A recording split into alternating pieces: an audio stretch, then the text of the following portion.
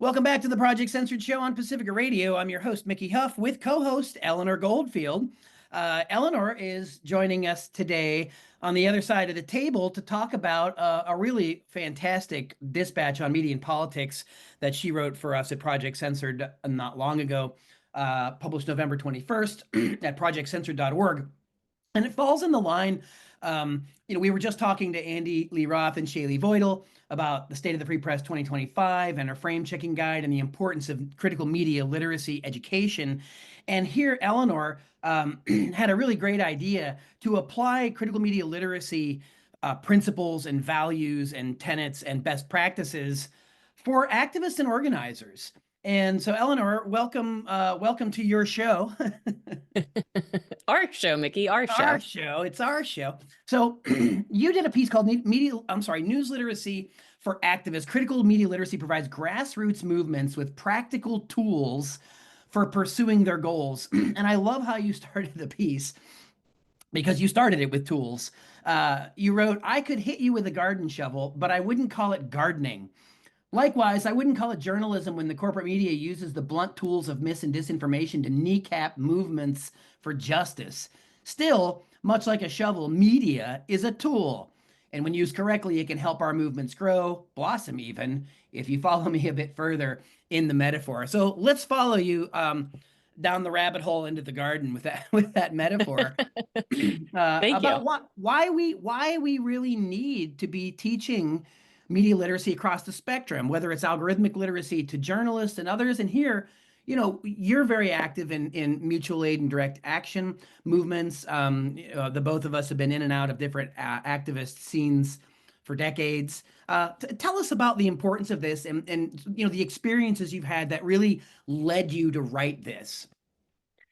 Yeah, absolutely, Mickey. Thank you. So I think it's important to note that we can't avoid media and we don't want to, right? Because either at some point, because our actions are efficient in getting what we want, and therefore attention because we are making headway in our goal, or because they're efficient in drawing unwanted attention, we are going to have to deal with media. We're going to end up in the media. So why not try to control how our stories are told by the media? And I point out that, yes, sometimes you can't, right? Like there are plenty of places, whether that be legacy media outlets like the New York Times or far right outlets that say I'm a witch or something, I don't know, but that are just never going to hear your side of the story. And so it's less about how to control all media, because that's not A, something that we can do, and B, is not something that we want to do, because that's very authoritarian. But rather, how can we try to control the narratives and the stories that we have access to? So with media that's willing to work with us and that we can make contact with. And so it's basically just, I mean, this is absolutely not exhaustive, this list, and it's not even everything that I've compiled over the 20 years that I've been doing organizing, but it's a start, and it's a way to start thinking about media as an organizer, because I think a lot of times there's just kind of this, ew, media, they're going to get our story wrong, so I don't even want to deal with them. But that's such it's such a defeatist attitude, right? It's like, well, actually there are media that really are on your side and want to get the story out. So that's the first thing. But then there are media that, or journalists that are interested, and you might be able to help persuade them to see your side of the story, but you can't do that if you just ignore them or if you're always hostile. And so it's really about trying to think about how we can work with media. And I don't just mean media that you already agree with, but even corporate media. I know people who have appeared on Fox News.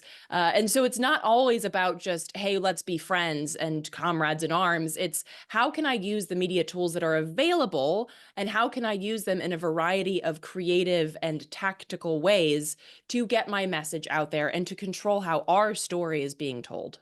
Yeah, absolutely, Eleanor. I couldn't agree with you more. It's both and, not either or. And it's frustrating sometimes to see on particularly on the left, sort of a shaking at the fist at the establishment press in a way that is sort of just like a carte blanche, like a dragnet. It's like the inverse of Trump calling the media the enemy of the people and fake news. It's just sort of this broad brush that says, well, the New York Times is a propaganda rag. Yeah, And it also reports on important things often and accurately, also, depending on the subject, the political climate, and so on. In other words, media criticism is not a blunt instrument. Hmm. And I think that the best media critics are critically media literate. Shocking. Um, you touch on some things in the piece. Of course, the general public distrust in media is now lower than their trust of Congress, which is riveting. I mean, that's just extra, talk about through the basement.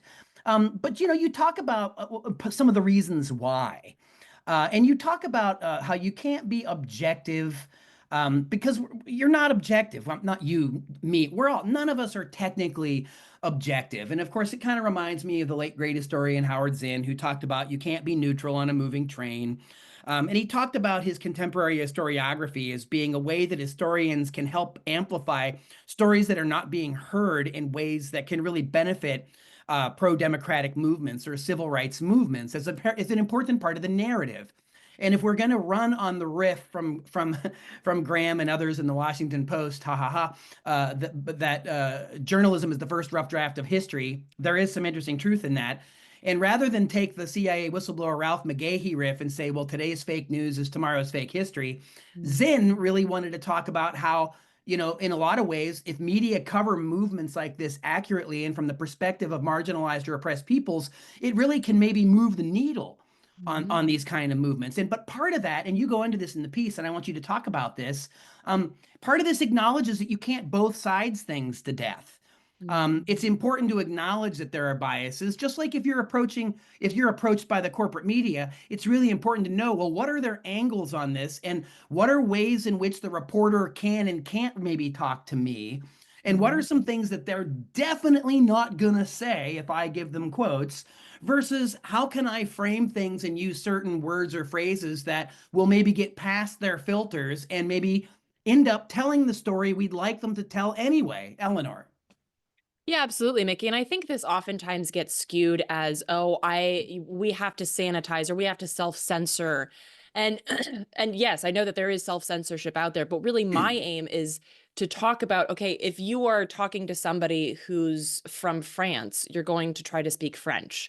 If you are talking to somebody from Appalachia, you're not going to speak French. It doesn't mean that you're dumbing down or self-censoring, you're just speaking in a different language. And that's what I'm trying to get across, is that we need to find ways to speak in different languages depending on which outlet. Now, from the flip side of things, we should ideally live in a world where outlets are transparent about their biases. There's no such thing as objectivity. The moving train idea, but also as journalists, if you look outside and it's raining, that's not journalism, that's a weather report. You need to, and not even a complete weather report, by the way. You need to, what's your angle on this story? What is your pitch, right? Okay, am I talking about how climate change has made it so that there's excess flooding right now? Am I going to go talk to the rich guy about why he can't have a party on his yacht because it's raining? Or am I talking to the unhoused whose possessions have now been washed out to sea? Choosing what you choose, like what you decide to cover and who you decide to talk to, shows your biases either as a journalist or an outlet. And this is not necessarily bad, right? I think we're brought up to as journalists or as people interacting with media, oh, well, biases are bad. No, they're a human thing. Like, we all have biases, we all have opinions based on our lived experiences. So showing that should just be a part of honest journalism and a part of honest media interaction. Okay, well, I'm left, so therefore I am going to skew towards reading leftist material. I still read right-wing material, but I'm going to skew towards the left. And as a writer, I do the same thing. So just being honest about that, I think, is really, really important. And then, of course, again, on the flip side, it's important to be able to know that when you're interacting with somebody. If somebody's opening conversation to you is, I want to talk to you about the threat to our democracy when it comes to, I don't know, say President Trump or something. Okay, Well, then I know already by talking to you that you think we have a democracy. So I already know something about your perception of our country and the lived realities of so many people in it. So I'm not going to talk to you in the same way that I would necessarily talk to, let's say, the Real News Network or Project Censored, or I'm not going to use that same language. I am going to use language that people who are not where I'm at, don't have my specific paradigm, would be able to engage with. And that's really the thing. If you're just out for shock and awe, well, first of all, I recommend that you join the military. But secondly, I think that you can use whatever language you want. But if you're trying to really get people to understand, and I'm not talking about converting people, we're not in a church here, but really get people to understand what you're talking about, use language that makes sense to them. Just like if you're talking to me, speak English or Swedish. Otherwise, we're not going to really have a great time here.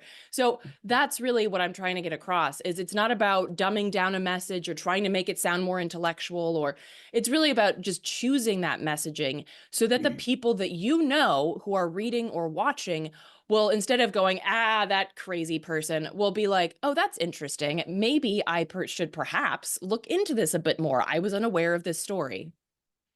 Yeah, absolutely. And it's important too, I think that you're hitting on, it's you turn things into opportunities to be inquisitive, to learn more, and not shut down on one hand, but on the other hand, not pretend. I think a lot of this business with objectivity, and part of how that this is seeped into our culture as being um, not a positive thing, is because it just smacks of dishonesty. Right. And I think that the discerning public that are taking in a lot of these establishment media messages, there's this super false veneer of objectivity. I mean, just from the slogans, going back and looking at CNN, the most trusted name in news, ha ha ha. They were always polling at the bottom of the cable circuit. Or Fox, we report, you decide. I mean, it's laughably or comically false, right? Um, and I think and I know on the surface people are like, well, we know that, and people know that, but language matters, and the abuse of it over time, I think, has really negative consequences, for our political culture as we're seeing around us. You hit on another thing in the piece, Eleanor, and you talked about, well, one could argue that maybe being somewhere and turning on a camera is an objective move. Like, let's just turn a camera on and see what happens, a la C-SPAN. But that's not really what's happening in those cases, because you talk about framing, right?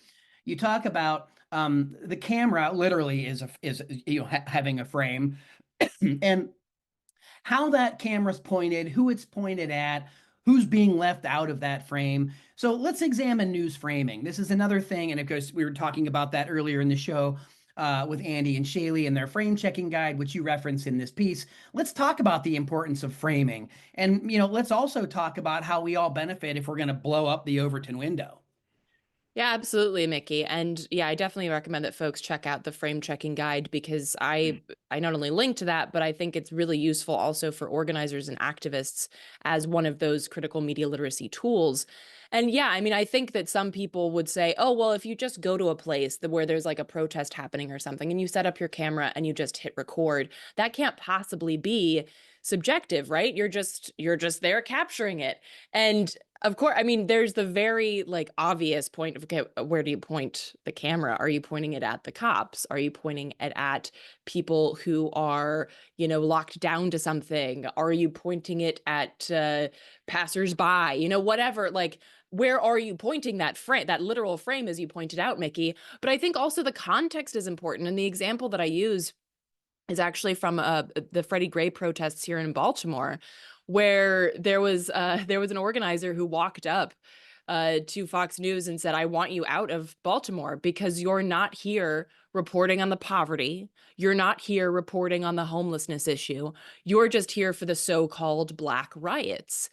And so when Fox News shows up to predominantly Black and brown folks protesting, you can be sure that it's not to say, here are some legitimate issues that they're concerned about. No, no. It's so that they can show that this is, these horrible people, these gangs, these whatever, that kind of language that they'll use to talk about it. But then they'll leave and they'll never show you the lived experiences around this, these issues. And so I think that it's important to recognize when that camera is turned on, what was happening before it was turned on, what happens after it was turned off. We see this a lot like in disaster zones. So for instance, with Hurricane Helene in Appalachia, as I spoke with some folks recently on the Project Censored Show, that, the cameras left, but the disaster continues. And it actually escalates now because it's a continuing economic disaster because so many people's livelihoods were literally washed away as well. Like the corporate media is done with that story. It's just done. So what happens after those cameras are turned off? What is the ongoing story here? And so I think it's really important to recognize the framing that happens outside of that camera being turned on, and that something as simple as turning on a camera is not subjective or not objective. It cannot be at all. And so it depends on who's working the camera and that outlet or that journalist and what they're the point that they're trying to get across. And also something that I think is important is, and this is just like a part of critical media literacy, is who are we hearing from that we don't usually hear from elsewhere? So for instance, when people ask me, oh, well, in your film, you didn't talk to any coal CEOs, like, you're right, because they have a lot of platforms and I don't need to be one of them. Also, I don't think they'd want to talk to me. So I think that it's important. Like, I want to talk to people that are not that are not called by CNN or Fox News or like, I want to talk to the people who are purposefully silenced. And I want to just point out one more thing here because it's a little pet peeve of mine. No one is voiceless. People are silenced. So we're not talking about uplifting or you giving voice to the voiceless. I don't have the power. I'm not, a Disney villain. I can't take or give away voices here. I can uplift. I thought you were a witch. I'm working on it. I've got a little cauldron here. I'm working on it. But so I think it's like, I want to talk to the people who have been silenced by the system and by corporate media. And so whose voices are being shared, that's also a very important part of this critical media literacy aspect of framing as well. Yeah, absolutely. And you talk about this in the article, distinguishing between types of media, movement media, alternative or independent media, corporate media. Unpack that a little bit, and we're going to end up taking a break in a couple minutes and come back. But also, define those briefly for us, and then why should then activists bother with corporate media, right? That's where we see a lot of people say, like, I'm not going to talk to them. They're just going to distort the view, or they're just going to twist my words. And look, and there's reason, behind such a thing. It's not that people are imagining some of this stuff, but I think you offer really proactive and positive advice about how to handle those situations. But first, what do we mean by movement media, and then independent corporate, Eleanor Goldfield? Yeah, thanks, Mickey. So this is just how I categorize it. That makes sense for me. But so I basically break media up into three spaces for organizers. One is movement media, and these are the people that are on your side. They're going to come help you at camp. They'll embed with you, those kind of things. And you know that they're never going to twist your words, or if you say something and you say, hey, I want to make sure that doesn't make it into the story, they'll listen to you. They're basically comrades. Then there's independent and alternative media. And this is a much larger group than movement media. And this does not necessarily mean that they're on your side. It just means that they're independent and alternative. So they're not owned by, Lockheed Martin or something. And so these are people that are willing to hear your story. And it might be like local media, for instance, like, hey, I want to hear the story. I don't know if I agree with you, but let's hear it. So these are people that you might need to tailor that message, depending on the leanings of that outlet or what have you. And so that's a larger pool. And then, of course, you have the corporate and legacy media. And these are people that are just out to either A, ignore you, or B, just twist it into some kind of mess. And like I say in the piece, if I had a nickel for every time I'd been contorted and twisted in the corporate media, I could buy the New York Times. But so this is where you really have to be careful. And I use the example of Fox News again, which is, of course, corporate media and not something that a lot of movement people want to engage with. But here's the thing. I think it's important. I've known people who've been on Fox News live. And yes, I know that nowadays the posts that they put up later can obviously be twisted and cut and all that stuff. But there is always going to be that live show that you will have recorded, because that's also part of the job, to ensure that that full message can be shared. You know, we have examples of people like Abby Martin going on Piers Morgan, not because she's a big fan of his, but because, hey, you're going to have me on live and I can talk. Great, let's do it. And so I think that's an example of that kind of engagement where it's like, I don't agree with you on basically anything, but if you're going to give me this live platform, and I'll take it. You know, and then we're going to take a break here in a second, but that's great. I think that's great advice. And also, you know, I'm reminded Davey D from the great show Hard Knock Radio. You know, we were talking not long ago, and he said, always make sure you record yourself, right? I was recorded by, believe it or not, I was interviewed by the New York Times not long ago about declining trust in media. I'm like, have you looked in a mirror? Have you read your paper? But you know, the important thing is like record what happens, because later they take out what they want or what they need to use for their purposes, and that comes from their frame, owners, advertisers, and that business. But if we have a record of what we said, we can use it to counterpose. We can use it to say, yeah, well, when they quoted this, here's the whole 5 minutes that we were talking about and what they chose to do.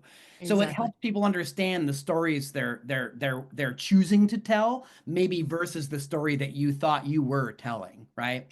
And also just the fact, like, be aware. So the New York Times, obviously there's no live option, right? So be aware of how you're phrasing things and knowing that they'll cut it. So if Yeah. if you're talking about you know, blocking a pipeline or something, and I don't know, you happen to mention Andreas Malm's book How to Blow Up a Pipeline, they are going to zero in on the fact that, oh my God, these people are going to blow up a They're pipeline. gonna So blow like, up the pipeline. right. So Yeah. like, be aware of how you're talking. And I know it's difficult in the moment to be like, how could this sentence that I'm about to say be clipped, you know, 50 ways to Sunday? It's hard. It's very difficult to like learn how to speak in that way. But again, I tend to think, and this is going to be an old reference to some people, but I tend to think like, if I were going to sit down with Tipper Gore and talk to her Yeah. about Yeah. my perspective on things, what language would I use to ensure that she at least sits there throughout the 15-minute interview? Well, and you can go back and watch the PMRC hearings and see how Dee Snider of Twisted Sister and Frank Zappa and Jello Biafra, the dead Kennedys, did talk to her on the Phil Donahue show and in Congress. It's also important, Eleanor, for activists to understand what is and isn't on the record or what's on and off the record. It's important to understand what language to use. It's important to understand, if you're speaking to a particular news outlet, what their potential audience might be. Maybe just let's wrap up our conversation on this topic so we can move, you know, because again, and you point out in your piece that these tenets, these things that you're listing off and so on, they're not the only things, but they're a grab bag of things that anybody can really, you know, understand and become better at, right? So just for, you know, a couple minutes on this topic, the importance of what's on and off the record. You already alluded to this, right? When talking about movement versus independent versus legacy corporate media, right? So maybe explain that a little more in detail. For sure. And yeah, as you pointed out, Mickey, I think this is useful for anyone. I mean, I'd say, like, if you're an author and have an interview about your book or something, I think these are useful tips as well. So in terms of on and off the record, this is something that's important, especially, again, if you're recording yourself, which you should. There are, you know, and then there are times where they might ask you something and they don't want you to say that it's off the record, and they'll ask you something that they know is pretty sensitive, and they might do it conversationally, you know, like at the beginning of the interview or at the end when you feel like you've signed off or something. And you need to make very clear that either you're not answering that, or this is off the record and you may under no circumstances use this quote. So I think it's just really important. And I know that, like, some people you can have a friendly relationship with, but especially if you don't know, like if you don't specifically know that they are on your side and are really trying to put your story out there as a positive story, just be aware. And this is part of like the security culture that I think everybody, not just organizers, should practice. And I didn't get into this in the uh in the bit because it's a longer conversation about how we need to keep our data secure and how we need to keep our movement secure. So whether that means that you don't name names of people that you're working with, things like that, but this is all part of that security, is being clear about what's on and off record. If you're at some kind of event or at some kind of physical place, you need to be clear about what, if they're with a photographer, what they can and cannot photograph. You need to make people Mm-hmm. aware there, like, hey, maybe mask up because there's a photographer coming from the paper or whatever. So just these simple things like this that I say are simple, but that's easy to forget, especially when there's so much going on when you're organizing. It can be easy to let these things slide. So just, you know, little things to remember and to think about when we're engaging with media that we aren't sure are on our side. Yeah, all good points. And again, you can learn more about this piece that Eleanor did, News Literacy for Activists, at projectcensored.org.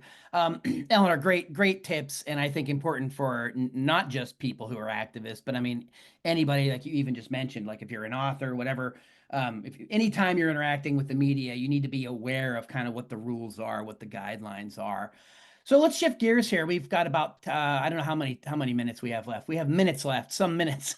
Um, but let's talk about the zombie bill, as you mentioned before we started recording, HR 9495, which would allow a president to appoint a Treasury Secretary that can unilaterally strip nonprofit status if a nonprofit, a 501c3, is deemed a quote terrorism supporting organization. It passed the House 219 to 184.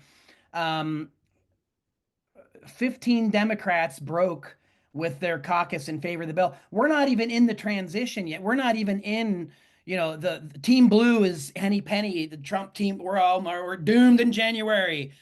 They're dooming us already. This is this really harkens back to the USA Patriot Act. This is a post 9/11 George W. Bush neocon wet dream of a bill that is passing under the Biden administration. I mean, I have some friends that are saying Biden will veto it.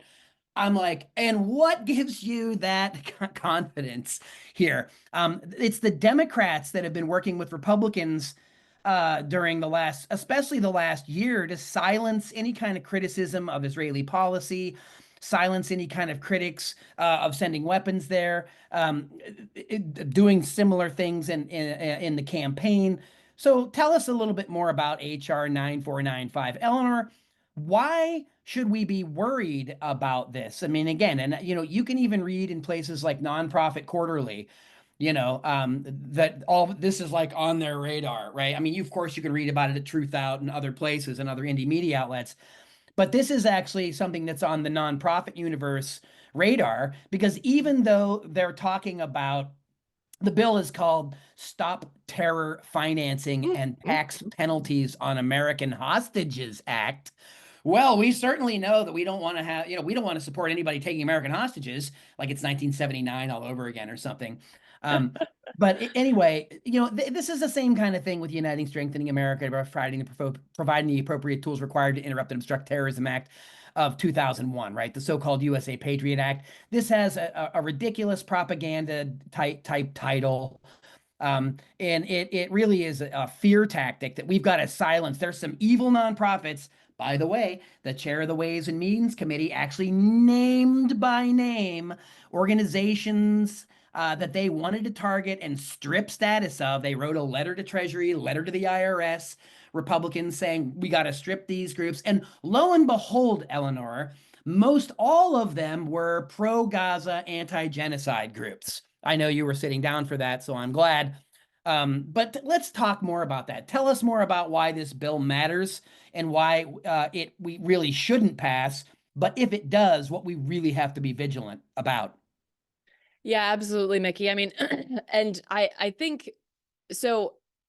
the name is really bizarre, and I think people are like, hostages, what? So tucked in with this bill about attacking nonprofits is language addressing whether U.S. hostages held have to pay taxes, which I mean, it's so bizarre, but it's one of those things where like they put this thing in there where it's like, yeah, IRS should not come after you if you're being held in like some, underground lair by, terrorists. Like, no, of course.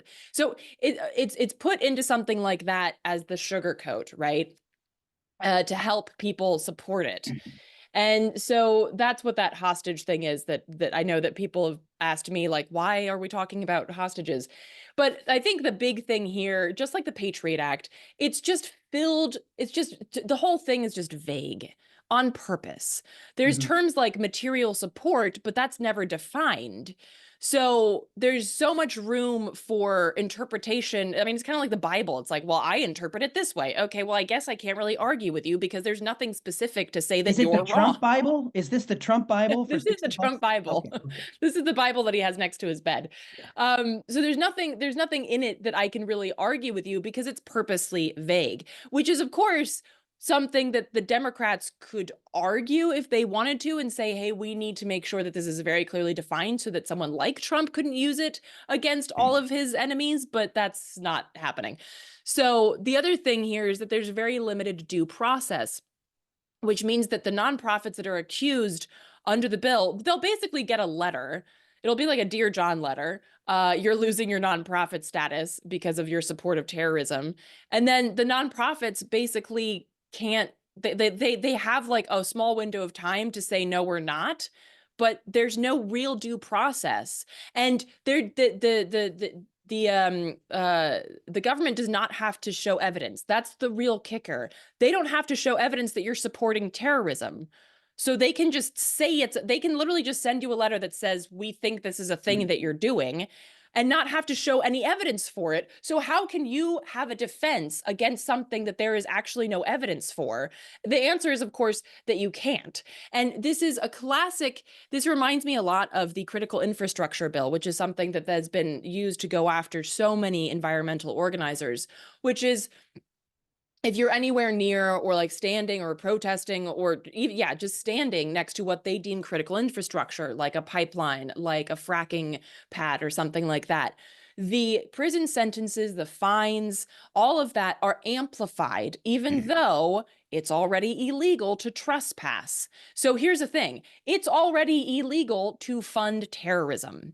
So we don't actually need a thing that says that that's illegal because it's already illegal under US law. So it's redundant, but it's purposely redundant to target specifically nonprofits that work with things and organizations and people that the US deems lesser than. And this will particularly affect, not just nonprofits here at home that work with everything from Palestine issues with like Black Lives Matter, Media, immigration, mhm, LGBTQ yeah. issues, but also, Nonprofit media.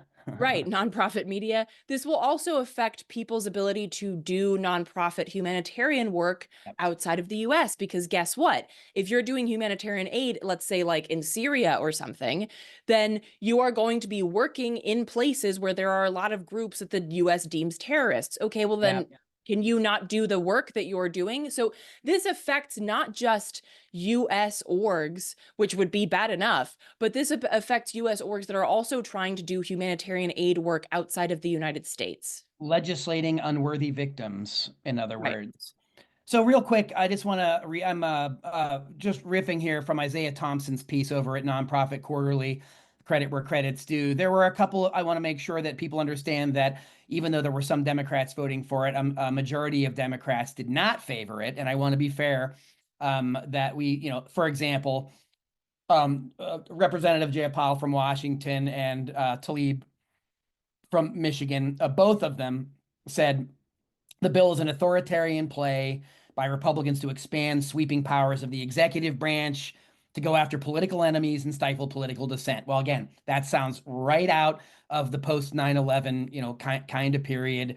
We have Tlaib saying it's a quote, a dangerous and unconstitutional bill that would allow unchecked power to target nonprofit organizations as political enemies and shut them down without due process. The Republican chair of Ways and Means, Jason Smith, who I was referring to earlier, said, "Oh no, the Democrats are lying. There's due process." But again, I couldn't really find that there. I couldn't find where that was in fact the case. Um, and again, I think that you even had a representative from Texas talking about how Trump could use this as a sword against those he views as political enemies. If this bill were to become law, we would hand him a bludgeon for a crusade against those he deems the greater danger to America, what he has called the enemy within. Duh. This is something that should be stopped. This is something that we really need to look at because it really threatens free speech. It threatens free expression. And it also is, as you pointed out, is threatening humanitarian aid. It's threatening the rights of people to do mutual aid or direct action, things that we were talking about earlier in regard to media literacy issues. This is something that I think people really need to follow. Again, they tried to throw it on an FAA reauthorization rider. I mean, they're just trying to sneak it in any way they can. And now they just went full bore. Hey, forget it. This is what we're going to do in HR 9495. So anyway, I think that, obviously we're concerned about the attacks on nonprofits, but people, of course, can make up their own minds about what they think about the bill. We're just here to report on what it actually says and what it really could do.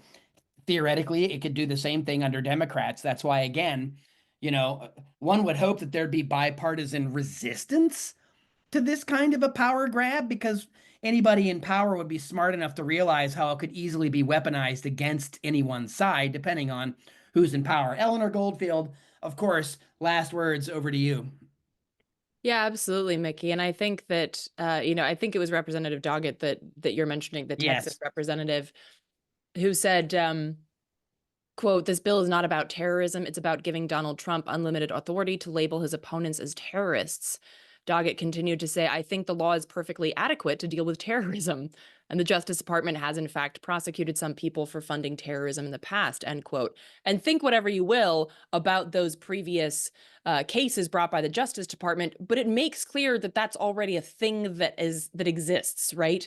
So and this is the thing. It's like, instead of legislating for things that we don't have, like, I don't know, free school lunches or like healthcare, we're legislating to double up on funding, on making it illegal to fund terrorists. It's like, but we have the thing. Why don't we go after the things that we don't have already? Like, and this is really indicative of why people across the political spectrum have very little trust and very little faith in Congress, because it's this kind of thing. It's like, but this is not what people, nobody polled asking them what was the most important issue for them in 2024 said, "I'm really concerned about nonprofits funding." No one said that. And so this is just another example of our quote unquote land of the free, republic, democracy, however people are spinning it, that doesn't work for us. So I think this is really indicative of that. And I think that we need to do a lot of work. There are plenty of organizations that have information about how to contact your senator now that it's passed the House, and really make it clear that this is not something that works for the people. It's not something that we want. So folks can find more information about that in a variety of places, including like the ACLU, for instance. Yes. But I think it's really important that we have that message made clear. Like, we want other things that actually are about and for us, not this. And the independent media have been covering it, The Intercept, Truth Out, and others. The corporate media, well, maybe not so much, but folks that listen to this show know that we cover the news that doesn't make the news and analyze why. Here we are doing it again. Eleanor Goldfield, co-host with me at the Project Censored Show, stirring the cauldron, as it were, trying to, hopefully we'll stir some things up. And one of the things that comes out of the post-election period is that I hope that people are really paying attention, right? We maybe Team Blues not putting on their pink hats and going back to brunch. We've got a lot of work to do. So Eleanor Goldfield, as ever, great to chat with you. Thanks again for spending time with us on the Project Censored Show. Thank you, Mickey. Always a pleasure when we can sit down together. Absolutely. So, folks, that does it for another episode of the Project Censored Show. Was talking with co-host Eleanor Goldfield. Earlier in the program, we spoke with the Associate Director of Project Censored, Andy Lee Roth, and also our digital and print editor at Project Censored, Shaylee Voidal, talking about State of the Free Press 2025. We'll see you next time.